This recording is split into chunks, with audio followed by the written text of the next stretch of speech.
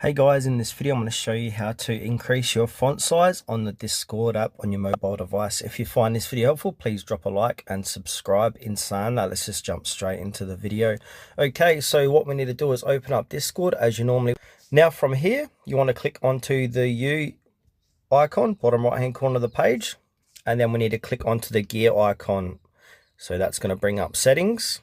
And now inside settings, there's a couple of ways to do this, but the best way and the easiest way is to click on the search bar and then type in size. And then from here, you want to click on classic chat text size. And now this is in appearance, so you can find this setting in under appearance as well. So from here, we want to scroll down a bit and we got zoom level.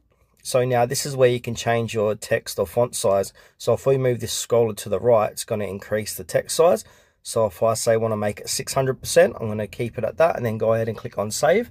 Just have a play around with the text size and find a text size that you want to use. So I'm going to use 600% for this demonstration.